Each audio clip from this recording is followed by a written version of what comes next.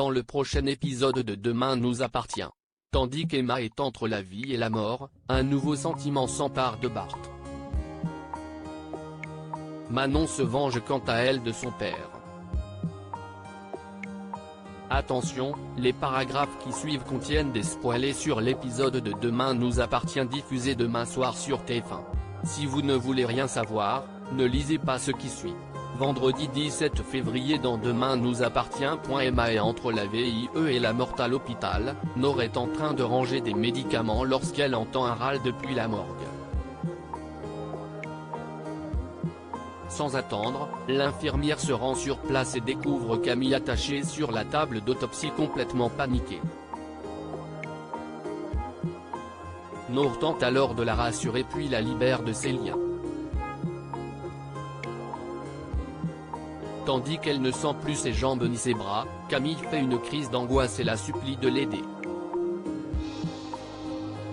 Prévenue par les médecins, la capitaine Hassan débarque à l'hôpital Saint-Clair où Victoire lui explique que Camille a été droguée à forte dose.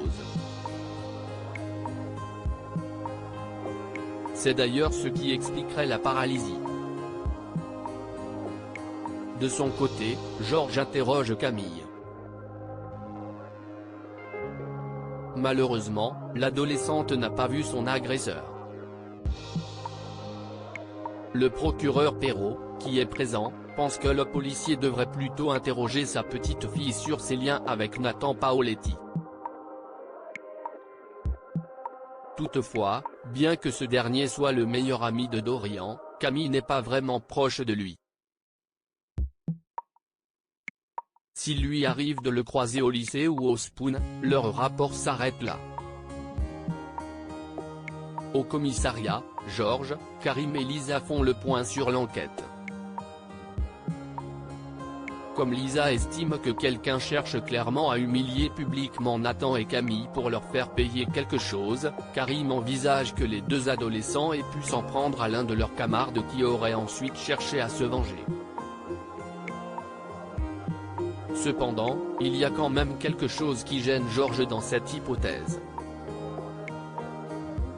En effet, le vocabulaire utilisé sur les inscriptions sur le front de Camille et sur la pancarte retrouvée près du corps de Nathan n'est pas celui d'un adolescent mais bien d'un adulte. Pendant ce temps, Emma se rend au chevet de Camille.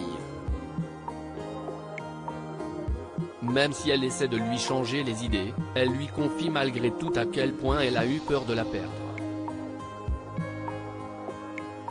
Rapidement, leur discussion est interrompue par l'arrivée de Dorian.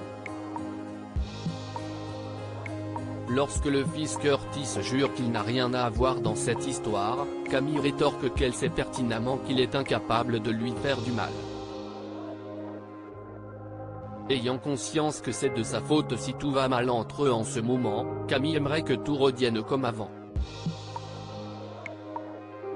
Si Dorian reconnaît qu'elle lui manque beaucoup, il refuse toutefois de faire comme si rien ne s'était passé. Après qu'elle lui a présenté ses excuses pour avoir embrassé Adam, Dorian répond qu'il ne sait pas s'il pourra la pardonner. Non loin de là, Georges est parvenu à récupérer les images de vidéosurveillance de l'hôpital. Elles ont beau être de mauvaise qualité, il a pu identifier un suspect potentiel. En effet, un agent de la blanchisserie est entré à la morgue avec un chariot rempli de linge puis est ressorti avec le même chariot quasiment vide 20 minutes plus tard, soit le temps nécessaire pour installer Camille Meffre sur la table d'autopsie. Pour sa part, Emma écoute de la musique sur un banc au bord de la mer. Pendant qu'elle se remémore avec nostalgie les moments passés avec Camille, l'adolescente est loin de se douter que l'agresseur de ses amis l'observe derrière les buissons. Quelques heures plus tard, Alex arrive au mât et aperçoit une grande caisse posée sur l'une de ses barques. Intrigué, il s'approche puis entend des bruits sourds. Sans attendre, il s'empare d'outils et ouvre cette caisse où il découvre Emma inconsciente. Paniqué, Alex la sort immédiatement de là mais Emma ne respire plus. Alex lui fait alors du bouche à bouche. Un nouveau sentiment s'empare de Bart. Bart a passé la nuit chez Adèle. Il avait l'air si paisible et serein que la jeune femme en a profité pour le dessiner pendant son sommeil. À son réveil, Bart découvre le croquis d'Adèle.